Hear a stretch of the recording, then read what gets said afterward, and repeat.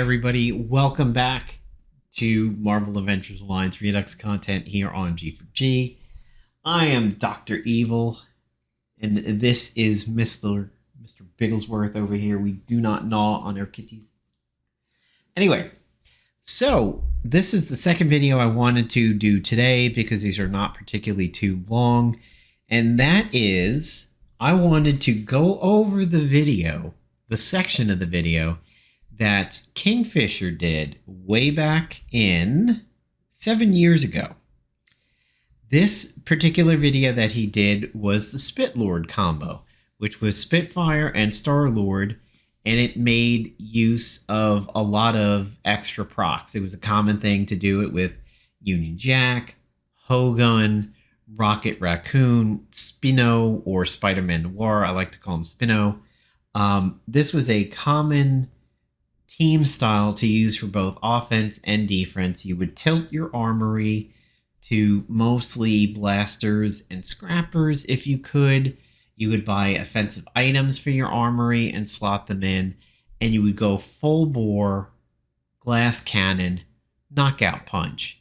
Now, one of the other opposing style was called long burn style or slow burn style, and that is where you tended to shift your roster to bruisers and tacticians. You were going for defense, you were going for stamina. You would buy either balanced or defensive items, and you were using long game tunes like Red Hulk, Pesty, Beast in his Pesty mode, certain infiltrators like Satana, Spiral. You were going for debuff death rather than fast and furious punch out. Well, one particular time that Kingfisher did a video, my defensive team appeared in the video. And we're about ready to watch Kingfisher fight my defense that I had at the time. And I believe it was a triple bruiser setup. And you can see down there, Agent Johnson. That was me back in the day. I did not go by Napalm Dawn. I went by Agent Johnson because it reminded me, why I did that is Die Hard, the movie. I'm Agent Johnson. This is Agent Johnson. No relation.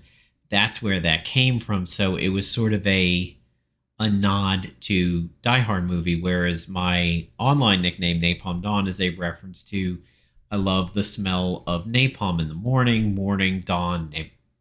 That's where that comes from. Anyway, let's go ahead and watch Kingfisher fight my PvP defensive team at this particular season. And it's interesting to note Kingfisher is actually going to get kind of scared of this defense for a little bit, and he has to really, really slow down and really pick his battles. And this was fun for me. This was really fun for me to see, because when do you ever get to see your defense actually operate? And this is why I've said to the to Goofy and the other coders, I would love to see a defensive simulator get added to Redux, where you could set up not just your side of the battle, but maybe an opposing side of the battle, so you can simulate what your defense does. Like, there was a season where I was trying to use Sandman and Heimdall and like Rising Up and stuff like that. I don't think it was working. And I think it was the Scroll of Aknazak, of all things, too, the Scroll of Uncle Zach. And I would have loved to have seen how that team worked. So this is a rare opportunity to get to watch your defense actually go and operate, which you never get to see. So let's go ahead and get into it and see how Kingfisher deals with my defense. We're going to be facing a Molly Hayes and Breaker of Worlds team. And of course, Molly Hayes can get a little bit scary. Plus, they're all bruisers. And Spitfire, of course, is a scrapper. To begin, we kind of have to pick and choose wisely, so we're going to go with Null, who doesn't have Watchful Eye or the Elite E-ISO. Honestly, we're just kind of... So he moused over my agent and saw my agent was the one with the ISO that he was concerned about and looking for. So I just wanted to put that out. Null didn't have it. The agent has it. Winging this one, it's going to be difficult. They even have the Mystic Shroud, which makes things even harder. But here goes Fiery Fists, and then we get a Relentless Rapier follow-up plus 12% of a plan. So we still get 2 more attacks with Spitfire. We're going to go right back to work on Null with another Fiery Fist. That gets another Rapier hit, as well as a Cosmic Cardinal. So at this point we've already almost taken down Null, which at least is a start. And hopefully with this final attack, we will knock him out. We're actually going to use Voracious Vixen, which has...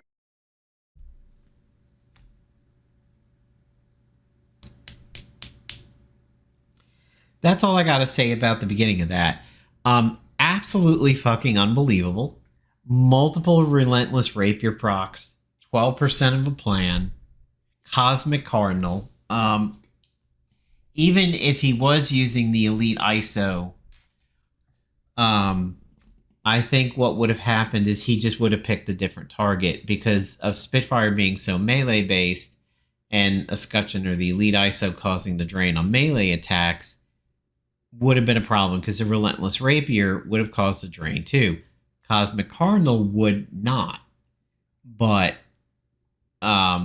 with the Grace Note not firing, with the Cosmic Cardinal only firing once, chances are if he had the Elite ISO on Null, it could have been a different start over there. But it used to be back in the day for Marvel Avengers Alliance, people always believed things procced more on the defense.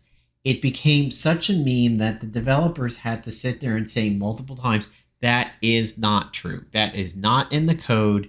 You're dealing with the law of negative outcomes, which is a theory that you tend to remember the negative things way more than the positive things. So,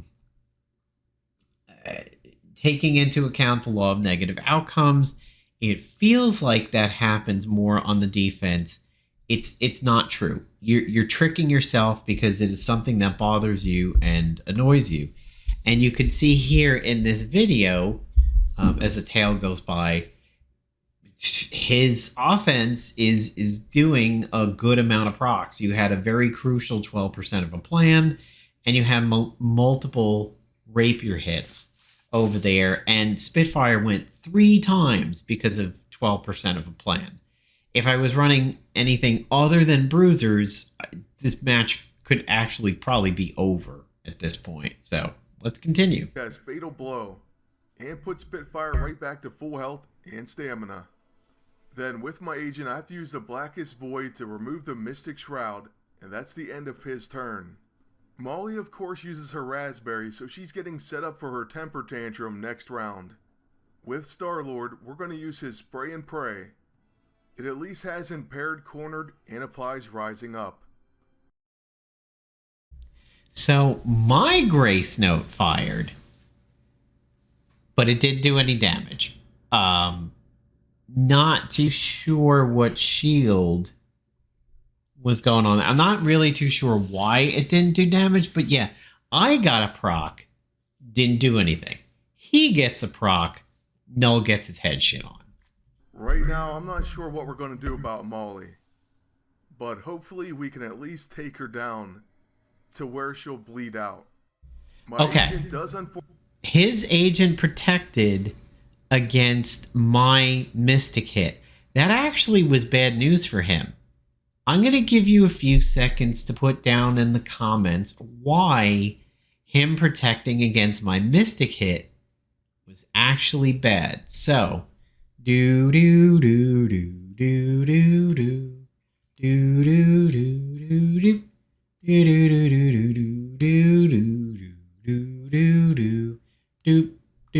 do do. Okay, if you remember, the Mystic has an anti-tech component to its ranged attack. The cube is tech. The Mystic and the synthetic cube had a wonderful love-hate relationship during its time in Marvel Avengers Alliance. The first action of the cube removes the Mystic Shroud, but the Mystic Shroud shuts off the cube. So, very interesting thing. If you had two agents with cubes and mystic shrouds, it was a push. It would all just work out. If you tried to use the mystic to hit the enemy agent and their mystic shroud was up, you would not be able to shut off the cube. Where it really comes into play is if it is cube versus mystic and cube. And then it comes down to a matter of turn order. Because if your agent winds up going first, then what might happen is through an extra turn, you can use the cube to remove the... if there was no mystic shroud on the enemy side, you could keep your cube and hold on to it for turn one. Just pop the enemy agent with the mystic, and then he can't use the cube. Thereby, he's not going to take away your shroud. Marvel Avengers Alliance was so 3D, 4D chess. I don't know that people truly appreciated just how deep combat actually was in this game, especially PvP. This game required so much more thinking than any of the other Marvel games that's out right now. But let's go ahead and continue. Fortunately get hit with the Mystic. But now on Spitfire's turn, we'll begin with Fiery Fist, which does apply bleeding because of the bloody AISO. And unfortunately, there's because my of the elite ISO. ISO and its absorb energy, it's not going to be that easy to take out Molly. She's going to end up healing back most of what we do. The fucking Cosmic Cardinal. Do you know how maddening it is to watch this? To see that Cosmic Cardinal proc because she can't drain off of that? See that extra Relentless Rapier hit? See the Cosmic Cardinal hit? Seethe. Absolute seethe. Plus, many of our attacks are going to increase our attack and defense. Okay, well, it's already at times 10. So just great. Well, we have to choose pretty wisely here. But I'm going to go with another Fiery Fist. Honestly, I don't know what's going to happen once Molly gets her tantrum. But at least we're placing bleeding. Then we do get a Relentless Rapier proc as well. Each time, though, she absorbs energy. The Cosmic Cardinal does... Another Rapier hit and another fucking Cosmic Cardinal hit. Can you imagine if this was your defensive team? And you're like, oh, cool, a new Kingfisher video. Let's see what he's talking about. Spitfire, Starlord? Yeah, I'm like raising those characters up. I'm thinking of using them too. I like to see how he uses them. And oh my god, my team is getting shit on. Not that Kingfisher knows the defense of who he's fighting here.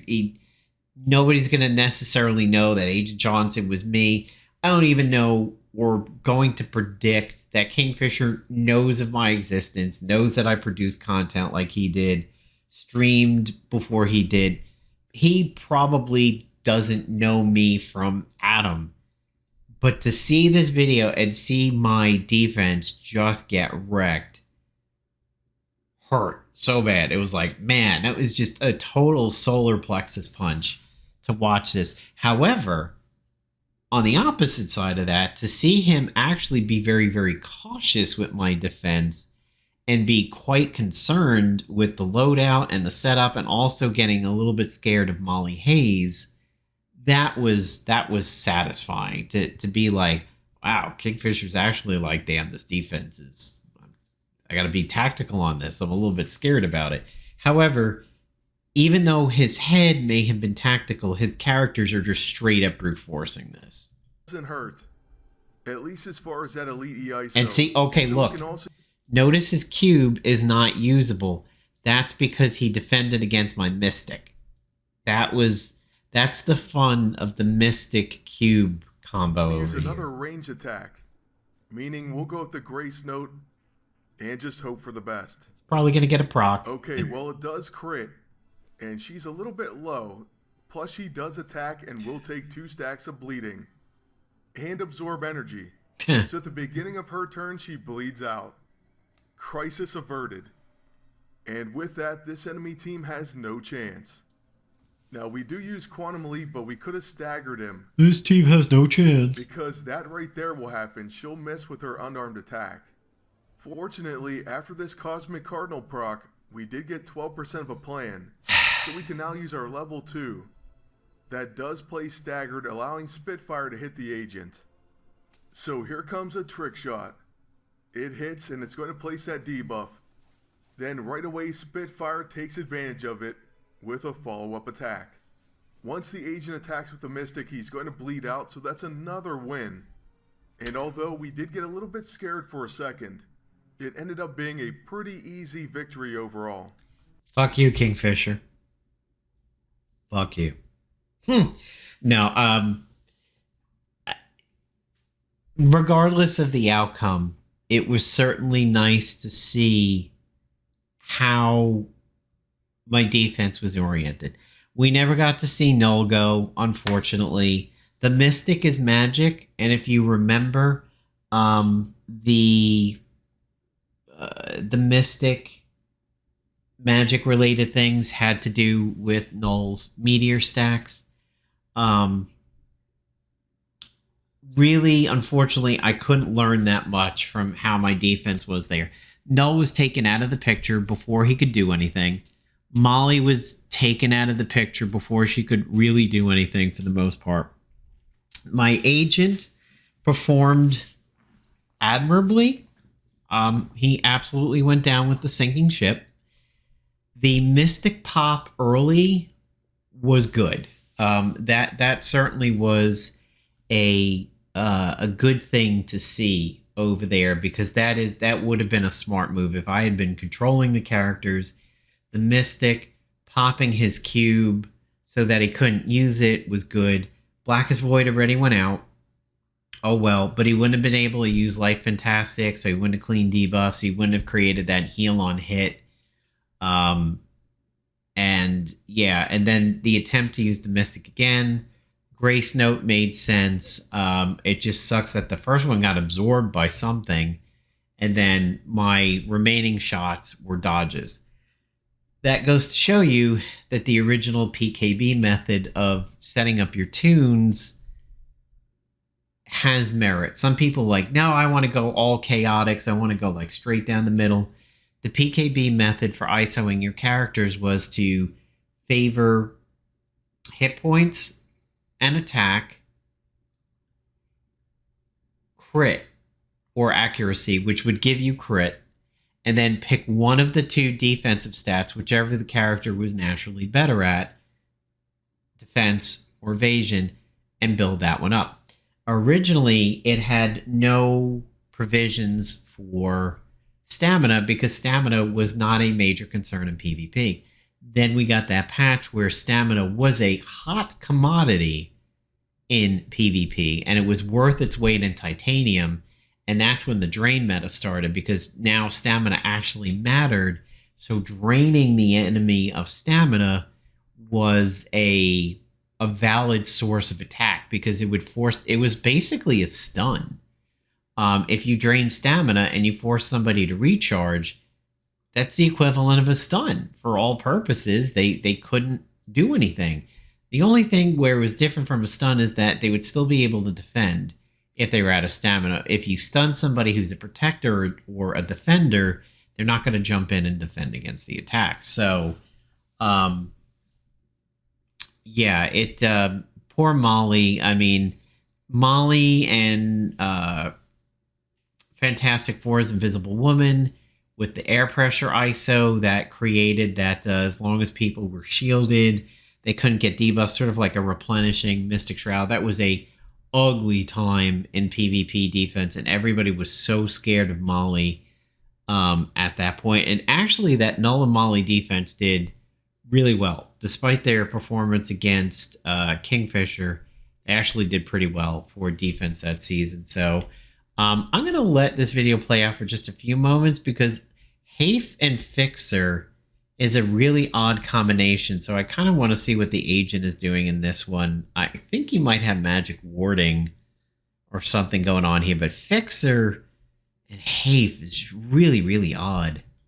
So we're just flying right on to the next battle. And this time we are facing an Iron Fist. So many of you may think, well, what happens when you get magic combo warding. breaker? Thought so. Honestly, you just keep attacking. Eventually he'll stop combo breaking, at least for that round. In fact, already a Cosmic Cardinal gets through. Ooh, Black Roscoe on the Agent. Yeah, that was a Black common. Roscoe as well, so that's another downside. The good news is we get 12% of a plan, so yet another turn with Spitfire. And we'll just continue attacking with our level 1 on Fixer. Honestly, with a setup like this, Kingfisher's getting so many procs. Look at this. On the opponent's team, minus say the Huygens Eye. And you can do that in the first turn before they even get a chance. Now that's playing with power. Fixer does end up That self-destruct was pretty spicy. That's the end of him before he even gets an attack. And we get a spray and pray for good measure. Following that, we're going to use the Venom Launcher, which we know the Agent's going to protect. And just because we don't want Iron Fist to heal, we're going to use the Blackest Void for now. This should I don't know why he thinks the Blackest Void would stop the heal. Even being an option. So Iron Fist does use his short fuse, and then ends up hitting his own agent. Alright, so now we're pretty much able to do he got lucky on that too. That's and a lucky since the thing. Agent doesn't have Watchful Eye, we're going to just go ahead and hit him with our level 6. As we can see, Spitfire does have strength, and so we're pretty excited about her upcoming turns. But here goes a Quantum Leap, and it does do a decent amount of damage. However, we take Absorb Energy, and the Agent has the Signpost. So he's going to gain back a bit of health. But wait a second, the Grace Note aggressively counters, and he's look at that out. Grace Note hit. So all we have left is Iron Fist, and we're going to use Fiery Fists on him. He will combo break my Agent. Alright, good. But the Relentless Rapier still gets through. Yeah, okay. Unreal. You could tell Kingfisher's offensive setup for his armory and his characters were probably very much set to the glass cannon build to run this team. He probably had an offensively tilted armory, and he probably had as many characters as he could changed over to Scrapper and Blaster. I actually did a Google sheet tracking that way back in the day. You could look on the sheet and say, if I want to set myself up for the long haul team, take these characters and convert them to Tacticians, Bruisers. And if I want to do a punch-out team or glass cannon team or heavy attack team, however you want to call it, take these characters, make them blasters and scrappers. So I actually had a spreadsheet that could help you decide what to do with your characters depending on what you wanted to do with your PvP offense and defense. So that'll be it for this video. That is a look at one of my defensive season teams going, and Kingfisher absolutely running through it. I will say that in this video, it is the team that scared him the most. I'm not going to sit here and say that it was the team that gave him the most trouble, because my team hardly did anything, but it was the actual threat of my team. It was their presence that caused him to be a little bit of concern. I will say that I did occasionally fight Kingfisher's defensive teams when climbing the ladder, and was able to beat them no matter what level I had encountered them in, whether it was later in the season and it was high up in Adamantium, or we were just coming up in the middle of the season, Diamond, Vibranium, etc. So we're on even footing at this point in the game, and you can hear him reference the Huygens Eye a couple times. So it was very much the Huygens Eye escutcheon meta that was going on at the time, and that was where it was really, really critical to put out Staggered, I think is the debuff, on anybody with the Huygens Eye, because if you had Staggered or Opportunist had a 100% guarantee to put out Staggered, and when that went out, you couldn't dodge. The Huygens Eye was negated. Now you can actually land your melee hits. So there you go, folks. There is my defensive team fighting Kingfisher's offensive team back many, many years ago, and they got Swiss cheesed. So I will see you guys later in a different video.